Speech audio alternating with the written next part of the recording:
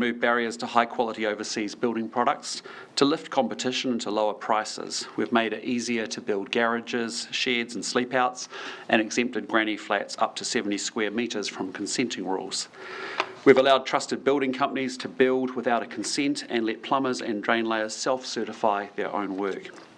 We've provided certainty to the construction industry by stopping the rolling maul of building code system changes and moving to a predictable 3-yearly update cycle, and we've cracked down on frustrating delays by requiring building consent authorities to complete 80% of building inspections within 3 working days. All of this really matters because it is currently 50% more expensive to build a family home in New Zealand than it is in Australia. It matters because we want families to be able to get affordable homes, and we want the construction industry to continue fueling the economic growth that this country needs. Today we're announcing 2 further changes that will significantly unblock the system. First, we are changing our liability settings to relieve the onerous cost burden on councils and ratepayers, which lead to councils being highly risk averse and builders facing delays and cost blowouts, and ratepayers paying higher rates. Secondly, we're dealing with the frustrating problem of different rules in different regions of New Zealand, which causes yet more cost and complications for Kiwi homeowners and their builders. We are determined to get the building and construction sector firing on all cylinders, and that requires bold change. I'll now hand over to Chris to run through the details of the announcement for today. Thanks very much, Prime Minister. Kia ora, good afternoon all. As the Prime Minister has rightly mentioned, New Zealand's building system is in desperate need of a productivity boost. The first significant change that we're announcing today will free ratepayers from being unfairly saddled with the full cost of defective building work. Right now, councils are understandably hesitant to sign off on consents and inspections because they can be held fully liable for every defect in a build, even when most of the fault lies elsewhere. This often happens when one of the parties responsible cannot or will not pay for repairs, for example if a business goes bust or chooses to walk away by filing for insolvency. Building owners can claim full compensation from any responsible party, and it's often councils with the deepest pocket and no option to walk away that end up paying out. This is not a small problem, and a 2018 report estimated that councils paid an extra $330 million over 10 years for defects for which they were not responsible. That's money that could have gone into local services and infrastructure. One such example occurred in 2015 when the Oaks Shore Body Corporate in Queenstown filed a $160 million claim for weather-tight defects. The developer had already gone into liquidation and wasn't sued, leaving ratepayers potentially on the hook for the entire claim. If that hadn't been settled privately, rates could have gone up by $300 per year for the next 30 years. So it's time to put the responsibility where it belongs. The government will scrap the current framework, known as joint and several liability, and replace it with proportionate liability. Under this new model, each party will only be responsible for the share of the work that they actually carried out or the decisions that they signed off. This will remove the fear that slows down the consenting process currently, reduce costs, and reduce the risk to ratepayers having to underwrite someone else's mistakes.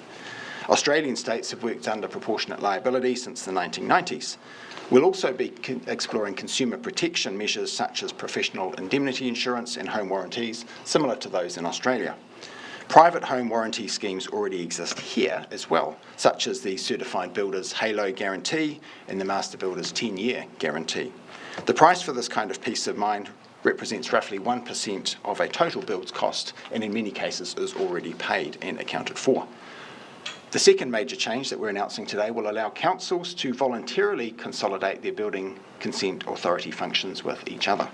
Right now there are 66 different council building consent authorities across the country, each with their own interpretation of the building code. This has resulted in a ridiculous situation where builders can have their paperwork rejected by one council, whereas it would be accepted by the one up the road. That's inefficient, frustrating and costly. It's particularly challenging for large-scale home builders, off-site manufacturers, and modular and prefabricated builders who work across regional boundaries. We need to support this kind of building if we're going to boost housing supply. Many councils have been asking for this change. I expect that they will seize the opportunity to pool resources such as inspectors and IT systems and pass the savings on to ratepayers. Making common sense reforms like these to supercharge building in this country is an important part of this government's economic growth plan. With that, back to you, Prime Minister.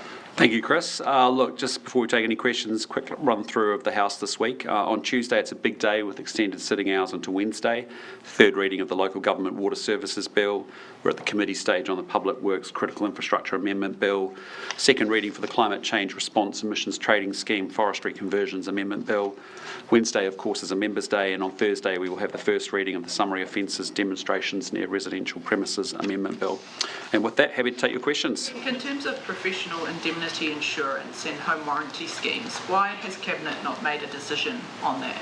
Yeah, we know that consumer protections are important, and the first thing to do was to signal to the sector that we are moving to proportionate liability rather than the current joint and several. That means we can now work closely with the sector and all interested Kiwis to make sure we get the details of those schemes correct.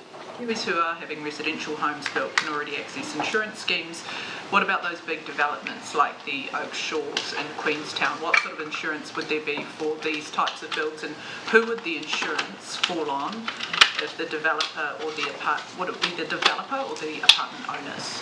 Yeah, well, the cost of doing the business at the moment is currently already accounted for in the sense that professional indemnity insurance is actually really common across design professionals such as architects and also engineers. So that wouldn't need to change, and Cabinet will consider whether that kind of scheme should be mandatory, for example. From the insurance sector about whether they're prepared to cover builders for this level of risk? Yeah, look, I've engaged closely with the insurance sector, and there is some appetite, but it's a chicken and egg situation. We need to give everyone the comfort and the certainty that we are moving to the system to see what the willingness of them to step up is. I would point out, in addition to professional indemnity insurance, that group home builders often have their own bespoke schemes to provide insurance or comfort. Likewise, master builders have a 10-year guarantee, and Halo is a certified builder's product likewise. Around half the builds are currently already covered in such a way. And then if you think about the private market already provides through Stamford Insurance, backed by Lloyd's, there are options available, and we're considering what more we could require or enable in that space. These liability changes, they won't go forward until you've made the decisions around the warranties and the insurance? Well, that's right. So that's the work that we're doing now. But we want to move at pace. Obviously, the detail's important, but if we are able to have legislation introduced with this framework liability big change signal today into law by the middle of next year, then we've got the intervening period of time to make sure those protections are in place. One of the changes that you've talked about and that you're making here highlights the fact that among the 66 odd BCAs, there's a lot of inconsistency, like you say, from one authority to another. But the changes that you've announced today, which may mean some amalgamation, what will that actually do per se to stop that that variety of different treatment? Yeah, well, it means we won't have 66 different interpretations of the single building code, and a smaller number that will be helpful, particularly at a regional level where people often build within a region and are not confined, of course, in the real world to the council boundaries, city or district council.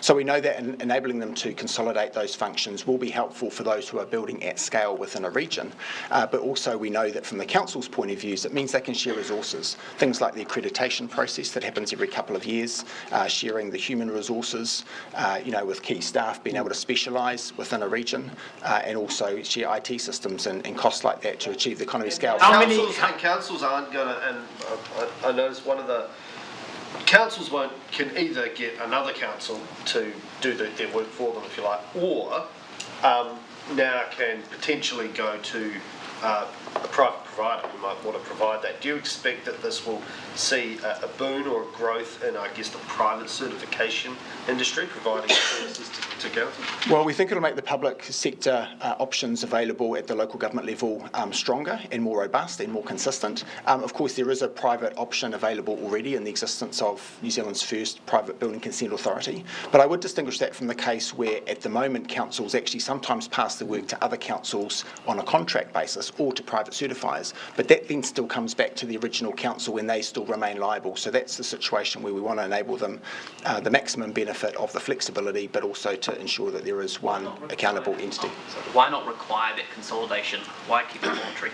Yeah, well, I and the government have been working closely with local government to understand what's going to help them be efficient for their own sake, but of course also for the purposes of the sector. And their feedback clearly, having consulted on a few different options, including non-voluntary consolidation of those functions was that for those that are already keen to do this and to some extent do share services, that to give them the ability to formalise those would represent the quickest, easiest and most affordable way to get that gain immediately. How many do you think we'll end up with? Well, any number fewer than 66 would be a good start, but I can tell you, for example, within the Waikato region, there are 8 councils that already work together as a building consent group, and they've indicated that they're keen to formalise that. And other examples around the country within regions, I think, indicate that we'll have quite a lot of movement on that the minute that we allow it through the Building Act. That you'd be happy with? No, again, any number smaller than 66 would be a win, but I suspect that at regional level we'll see perhaps as many as half a dozen moves made quite promptly based on the feedback that we've been getting throughout the discussion. And the only other thing I'd add, Craig, is that what's been interesting is that we're now getting district councils working together collaboratively on, say, regional city deal proposals. They're also working together on how they might reorganise their Three Waters assets, and obviously the ability for them now to either outsource or do arrangements with other neighbouring district councils on BCAs and how they might manage that. I think there's actually been some really good grassroots progress of collaboration happening at the district council level, which is not unhelpful. Do you have any So sense of just to how be clear, much? on indemnity insurance issue, if that isn't a requirement, is it correct that the property owner could be left exposed because if the builder goes bust, then tough luck? Yeah, I mean, we're really clear that, and Cabinet's agreed to progress consumer protection measures precisely because we don't want the problem of the empty chair where there is a gap in terms of, what the homeowner might be left with. But we also know that if we have a proportionate liability system where all the key players in the system either required to have the protections in place themselves and are also motivated not to make the errors in the first place, then we'll have a more productive and efficient and better system overall. What is your thinking? Like, why are you not coming out and saying that indemnity insurance is a must? Why has that not been decided? Yeah, well, the detail's important. We need to take time to bring the sector along with us for that, and the nuance for professional indemnity insurance versus those other mechanisms could be quite meaningful in terms of the design of the system. We don't want to add costs simply by shifting the liability and therefore the costs from the ratepayer and the council to a private avenue instead. So we need to carefully balance those considerations as we finalise that detail. So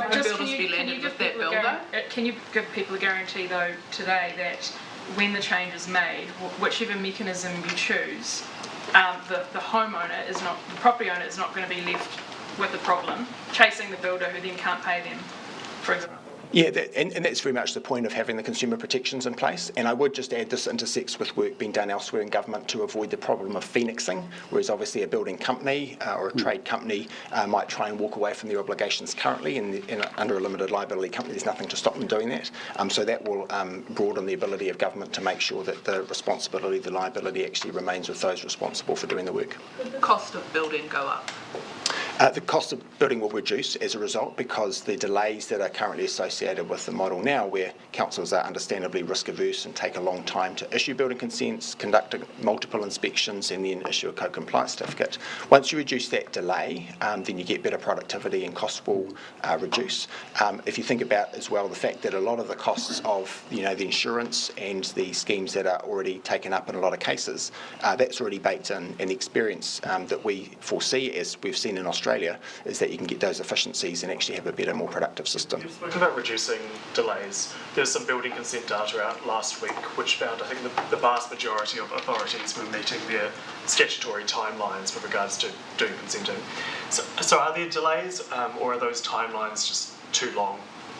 Well, I mean, you could make an argument that the statutory timeframe of 20 working days could be reduced, and in fact, in some cases, for example, incentivising the uptake of solar residential, we have reduced those timeframes, and we've also put an inspection timeframe target of 80% of inspections within 3 working days.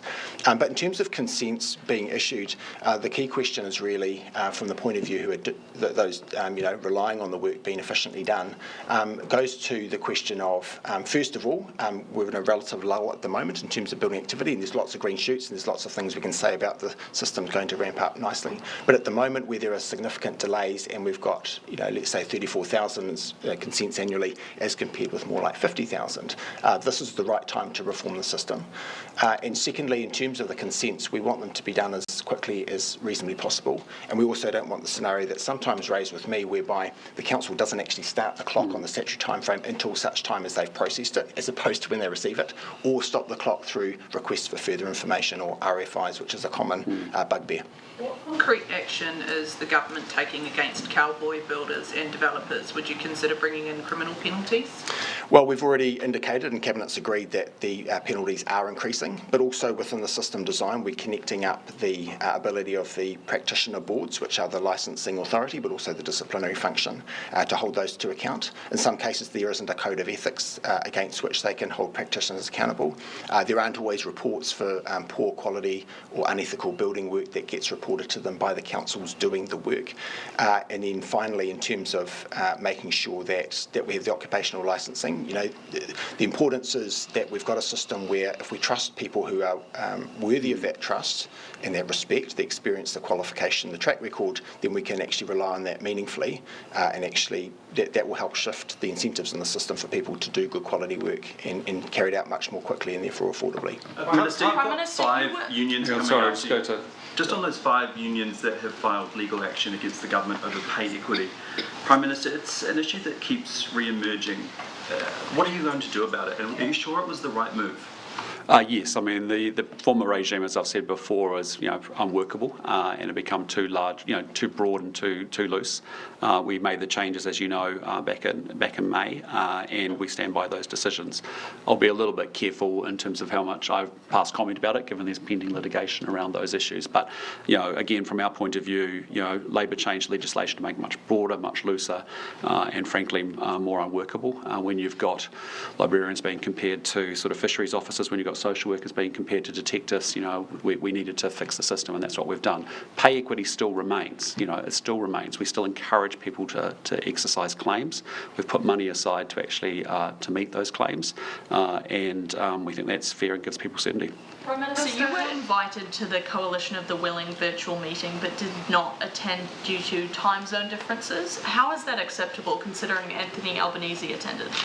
Because we're in a different time zone, and it was about 1 a.m. in the morning this morning, and I've been to many of the Coalition of the Willing calls. I've actually been asked to speak at them as well in the past as well. We had officials representing me there, and importantly, I've had, even in the last few weeks, I've had direct conversations with President Macron and Prime Minister Starmer as well and others.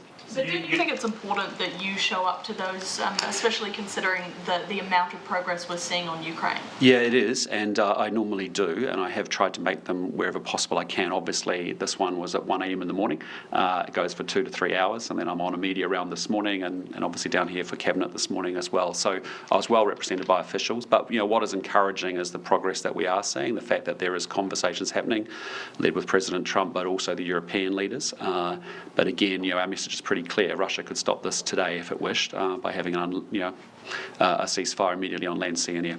You deemed it not important enough to be up at 1 a.m. to join? No, I have joined in the past. I was just saying that basically the decision was made that I was going to be well represented by officials in this particular instance. But I have joined the calls many, many times before, and I'll continue to do so. It was just in the case of this instance. What did you make of the summit over the weekend? Sorry? What did you make of the summit over the weekend? Look, I mean, we just encourage dialogue and diplomacy where possible, and I think it's encouraging to see the signs that have taken place. Obviously, the efforts with President Trump and President Putin. You've had European leaders, meeting with President Trump last week. Again, looking like they're going to meet up this week. All of that is good stuff. We need to make sure there's a just and lasting peace that breaks out in Ukraine, and for that to happen, we need to be able to make sure all those parties are working incredibly hard to create the conditions for that.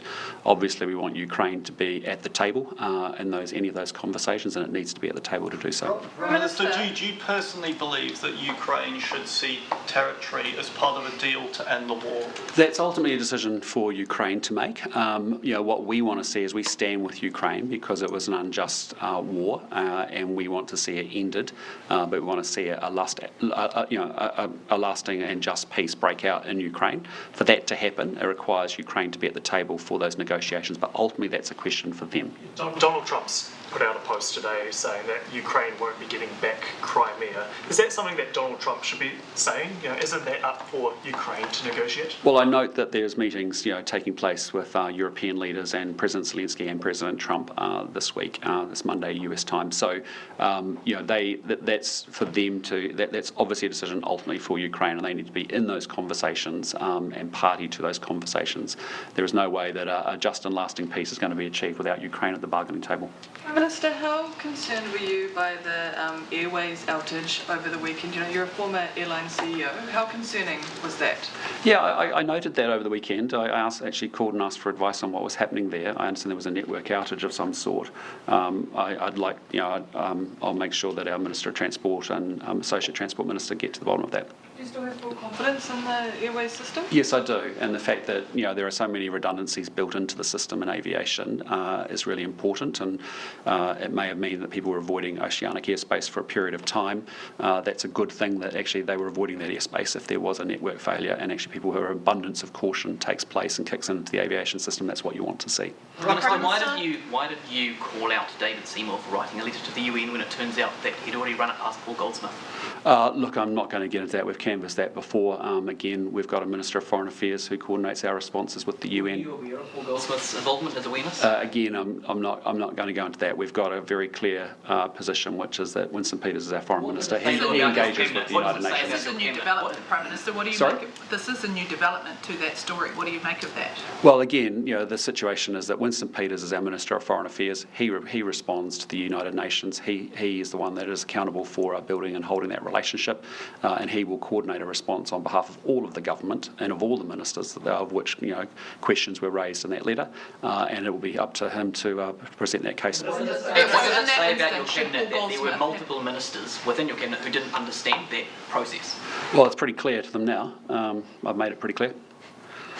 Prime Minister, what do you make of the soldier who pleaded guilty to allegations of spying? Yeah, I'm not going to get into that, obviously, while that's before the military court at the moment. Prime Minister, yes. happy Tongan Language Week, first of all, and also just want your comments on Tuvalu's Prime Minister threatening to walk away from the Pacific Islands Forum if dialogue partners are excluded.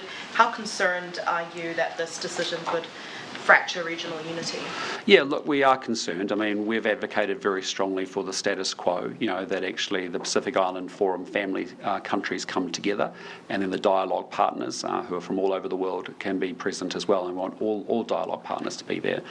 Winston Peters was present in a meeting of foreign ministers last week, as you know, in Fiji, and made that case pretty strongly, that we want to uphold the status quo. We think that's important. We can still continue our regional architecture conversations, which we need to close out, but we want to maintain the status quo. Sorry. Have you been in contact with PIF following the foreign ministers' meeting ahead of the latest meeting? I've spoken to Winston briefly about it this morning, where he reiterated that we had made the case for maintaining the status quo. Ultimately, that's a decision for the members to make, and that's why I think you're seeing members are saying, look, this is a great opportunity for us to come together as a family of Pacific Island nations, but also it's an opportunity for our dialogue partners to be present, as they always have been. Do you think outside forces are playing a role in the policy being taken by the Sullivans, as I think the Foreign Minister said last week? Well, again, I mean, all we're advocating for is the status quo. We think the program has worked well, where the Pacific Island Forum countries can come together, have time to themselves, but also have an opportunity for dialogue partners to engage with the forum as well. We've been advocating very strongly around the world that if you want to engage with the Pacific Island Forum and its centrality should be respected, and that's the forum by which all partners should try and engage with the forum directly. Prime Minister, are you concerned about the immigration situation for Kiwis heading to the United States? In what regard, sorry? To visit, we've seen a number of people that have been detained, etc. And the border, there was the musician that was detained and deported. Are you particularly concerned in any way about the approach that's being taken there? Well, it's a good reminder for Kiwis everywhere to be fully compliant with the rules and regulations around immigration for different countries. I mean, it's important for each and every individual to have their paperwork in check and to be, to make sure they're fully compliant. But again, that's my advice to anyone travelling anywhere outside of New New Zealand is make sure that you're compliant with the laws of the country that you're visiting. Just on building consents, would you just be able to run through what the process from here on in will be until you get this over the line around the changes you're proposing? Yeah, so Cabinet now having made the decision, the changes that we're announcing today, the Building Act will need to be amended in both those respects, and we'll tie that in with other amendments to the Building Act for areas that we've already indicated are going to be legislated between now and the election. So early next year will be the introduction of a bill to take account of these changes. If it's passed by the middle of next year, as we expect and hope, then we'll be able to go from there, including any regulatory moves that need to be made for that finer detail from the second half of next year on. Prime Minister, we've got a strike coming up on Wednesday. How are you feeling about that? Oh, look, I mean, our advice to the unions is to get around the bargaining table. That's where negotiations and collective bargaining should be hammered out. We don't think it's fair that kids that have missed a lot of schooling already with COVID, we know we've got work to do on attendance and academic achievement with our kids. It's important that they're in school. Likewise, the same way we felt about nurses striking as well, is that there's lots of patients that are missing out on surgeries as a result of those strike actions, and so we just encourage the unions to get round the table with the employers. Are secondary school teachers underpaid? Sorry?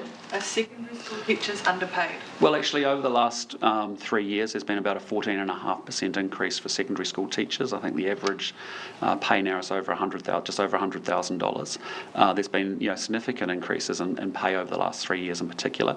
As you know, there's an offer on the table. I don't want to go into those numbers, but in pretty challenging fiscal times, we think that's a pretty fair offer. But again, the issue here is that we're interested in the interests of the kids.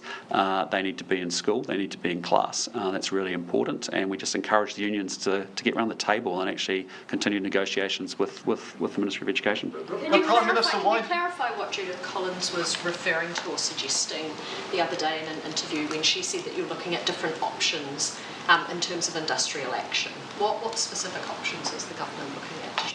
I'm not sure you'd have to talk with her. All I'm saying to you is that with respect to the teachers' negotiation, it's really important that the unions come back to the table. Strike action doesn't serve the interests of our kids, and that's really important that we're doing everything we can to keep them in class and also teaching them everything that they need to know, particularly when we've got some challenges on making sure they understand, the reading and numeracy scores have been poor and attendance has been poor. And so it's really important we keep kids in class, and unions and their negotiations should be done in the right forum, which is actually with the Ministry of Education. It's also suggested that teachers who've been in place for 10 years earn around $140,000. Are you confident in those numbers?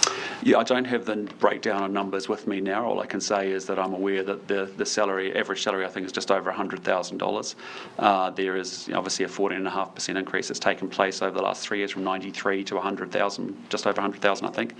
And there'll be $140,000 for teachers who have been in their jobs for over 10 years, and a number of teachers have said that's simply not the case. I'm very happy to get you the full breakdown of the numbers if that's helpful. Yep. Do you have confidence that your Attorney General is sharing the correct information with the public? Yes. Back on the building issue, back in 2019, the then CEO of the Insurance Council talked to me about this, and he basically said that insurers would only be keen for this if they're under a bunch of conditions, like that building work materials could be insurable, building standards were improved and better policed, insurers could chase negligent parties in disputes. Insurers aren't going to just take on the risk unless there are a whole bunch of mitigating issues. So how can you be confident that this approach would not increase the cost of building houses? I've had the same conversation with the Insurance Council and other key players within the insurance sector, and they made the same comments to me, and I take those on board. And in fact, those are all the things that we're looking to do anyway in terms of improving standards, making sure that materials and products are equal to or higher than those already used in New Zealand. So providing assurance in those areas for the protection of the Kiwi consumer is exactly what the government's interested in doing, as well as the insurers from their commercial perspective. So we'll remain engaged with them about their appetite and willingness to provide further products, but certainly in terms of the existing consumer protection guarantees that are available, we'll think about how those could fit in with any additional measures that we might require within the next period of time. Do you think those existing guarantees are adequate? Well, no, that's why we're looking at what we should have in place. 10-year guarantee, there's been previous reporting in the past, people say those guarantees aren't worth the paper they're written on. Well, certainly the details are important, and I think it's important that we are clear as a government, just as consumers are clear about what exactly the coverage is. For example, whether insurance covers the building professional against a claim that's been made against them, as opposed to being something directly that the consumer could sue or claim upon. So those are the kinds of detailed conversations that we'll continue to have to make sure that there aren't any gaps in the system. Is it likely to end up that there is some sort of, I don't know, you get a house built, builder has to do insurance, that you can make it, that builder could go out of business or whatever, but you can make a claim against that insurance 8 years down the line, for instance? Yeah, I mean, that's exactly the kind of scheme that we're interested in, because people do go in and out of business, and we don't want an empty chair problem, essentially, where the vulnerable consumer is left with a gap in terms of their coverage. So those are the kinds of conversations that we're having to make sure that there isn't such a gap. So if all this goes ahead, productivity improvement, overall cost of building might come down, but the insurance component of that could well rise a little bit, right? Because all of a sudden there are parts of work being insured that weren't necessarily being insured before, right? Well, that's potentially true, but the reality is that these products are available now and actually in many cases are relied upon already. So the additional cost that comes with the chilling effect of that joint several liability that councils faced is adding the time and the delay and therefore the cost in that realm as well. So we're sort of paying twice in the sense that we're trying to protect against the system and therefore being risk averse and slow as councils, at the same time as people are also paying out for their halo guarantee under certified builders or 10-year guarantee under the master builders regime, for example. Do you have a reasonable amount of, is there a reasonable amount of cross-party support for this? The opposition sort of been supportive? Have you talked to them about it? Yeah, I'll let them obviously speak for themselves, but having discussed this and other matters with the Labour spokesperson for building construction, I'm really confident that they're on board with the general principle. And of course, the appropriate role for them is to be interested in interrogating the detail, just as we as a government are interested in getting the detail right as well. Have you drafted the bill yet? No, PCO will draft that with the Cabinet decision having been made today, so that will take place from now on. So you'll take into account what the insurers' concerns are before you do that, or are you going to cross that bridge afterwards? Yeah, no, we need to take into account all the concerns and the interests and the requirements of the system in the drafting of the legislation, although of course it's also possible for detail to be in regulation and for that to take place as a secondary process as well. Okay, last question, team. What happens if there's these consumer protection, that sort of stuff worked out? What happens if you don't have it all ready at the same time? There's a sort of phasing in period.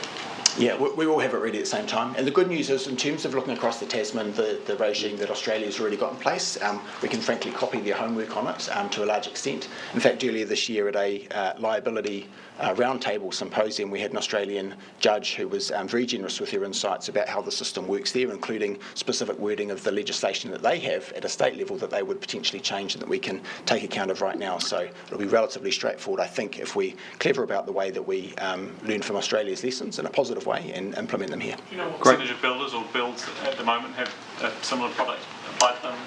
Yeah, it's around half, but there are also different kinds of products, of course. So the group home builders often have at that whole group franchisor level an assurance scheme for those having work done by their local franchise of whichever of those they choose. Okay, thank you very much, everyone. Have a good week. Thank you.